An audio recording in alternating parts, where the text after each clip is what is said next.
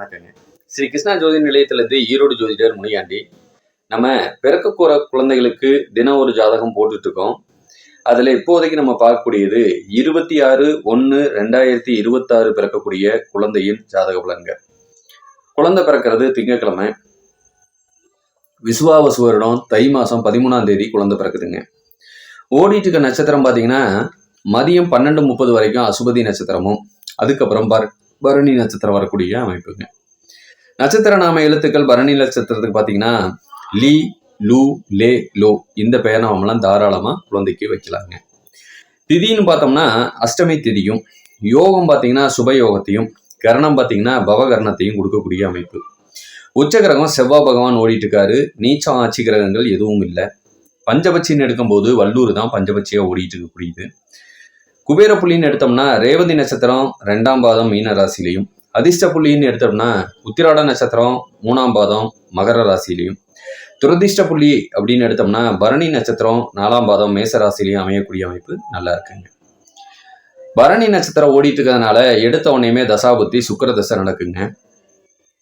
அடுத்தது பார்த்தீங்க அப்படின்னு சொன்னோம்னா சூரிய தசை ஒரு 6 வருஷமும், சந்திர தசை ஒரு 10 வருஷமும், செவ்வாய் தசை ஒரு 7 வருஷமும், மறுபடி ராகு தசை ஒரு 18 வருஷமும்.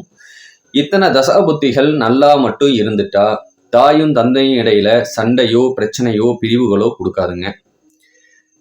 கடன் நோய் சம்பந்தப்பட்ட பிரச்சனையும், வம்பு வழக்கு பிரச்சனையில தந்தை போய் மாட்டக்கூடிய அமைப்பும், ஒரு சில நேரத்தில் விபத்துகளில் மாட்டக்கூடிய அமைப்பும், இது எல்லாமே நல்ல லக்னம் அமையலைன்னா கம்பல்சரி இது எல்லாமே ஏற்படுங்க. சரிங்களா? எந்தெந்த லக்னங்கள் பாதிக்கப்படுது அந்த லக்னத்துல சுப பிரசவமும் ஆகாம இருக்கணும். அடுத்தது பார்த்தீங்கன்னா நம்ம ஆப்ரேஷன் இது பண்ற மாதிரி இருந்தாலும் எடுக்காம இருக்கணும் அப்படிங்கிறதையும் நான் சொல்லிடுறேன். எந்தெந்த லக்னங்கள் பாதிக்கப்படுது அப்படின்னா, 1 கடக லக்னம், 2வது சிம்ம லக்னம், 3வது தனுசு, மகரம், கும்பம், மீனம். இந்த 6 லக்னங்கள் பாதிக்கப்படுறாங்க.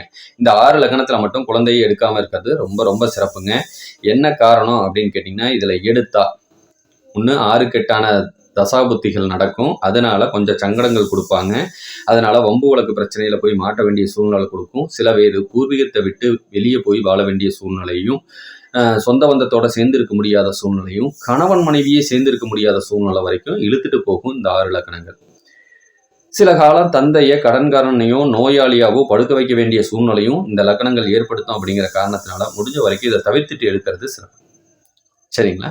சரி, இந்த ஜாதக ரீதியா ஒரு பெண் பிள்ளை பிறக்குது, அதோட பலன்கள் எப்படி இருக்கும் அன்னைக்கு அப்படின்னா, குழந்தைக்கு பார்த்தீங்க அப்படி சொன்னோம்னா கொஞ்சம் கண்ணுல இடது கண் கொஞ்சம் பாதிக்கப்படக்கூடிய அமைப்பு, கர்ப்பப்பை சம்பந்தப்பட்ட பிரச்சனை அம்மாவுக்கு கொடுக்கக்கூடிய அமைப்பு. சரிங்களா? சில சமயம் சகோதரனால பயன்பாடு இருக்காது.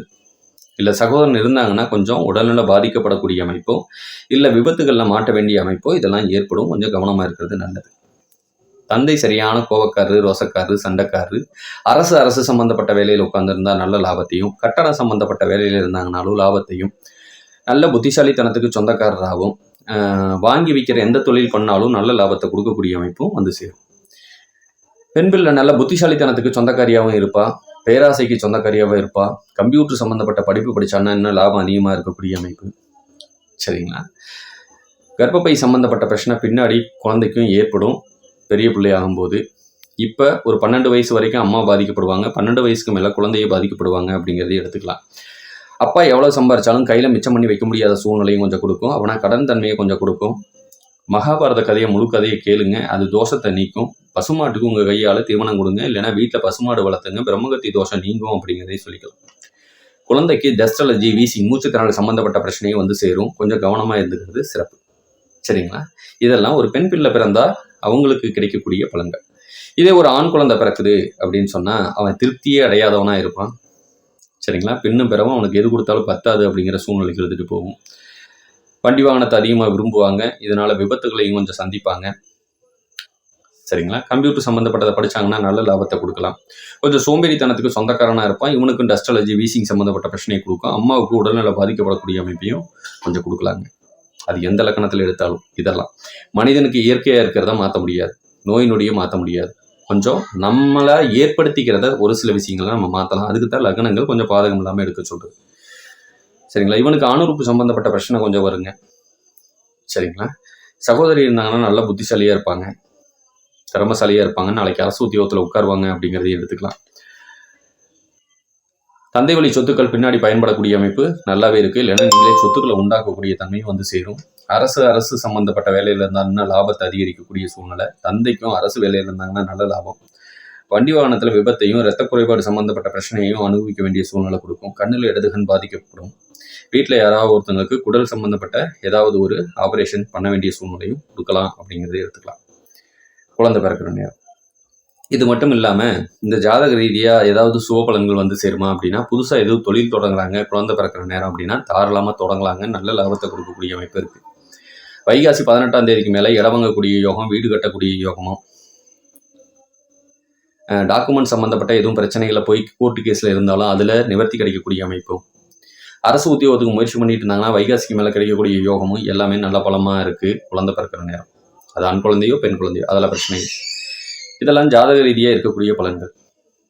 இந்த ஜாதக ரீதியாக உங்களுக்கு மேலும் வேறு தகவல் வேணும்னா கீழே இருக்க நம்பருக்கு கண்டிப்பாக கான்டாக்ட் பண்ணுங்கள். உங்களுக்கு குழந்தைய பிறக்கக்கூடிய நேரத்தையும் உங்களுக்கு தெரிஞ்சுக்கிட்டு நீங்கள் அதுக்கப்புறம் கூட கால் பண்ணுங்கள், ஒன்றும் பிரச்சனை இல்லை. அவங்களோட முழு பலன்களையும் துல்லிய டைம் இருந்ததுன்னா இன்னும் துல்லியமாகவே சொல்லலாம், ஒன்றும் மாற்றம் வராது. அதனால் யார் வேணாலும் தொடர்பு கொள்ளுங்க, உங்களுக்கு வேணுங்கிற தகவல் கிடைக்கும் அப்படிங்கிறத சொல்லிக்கிறேன். நன்றி, வணக்கம்.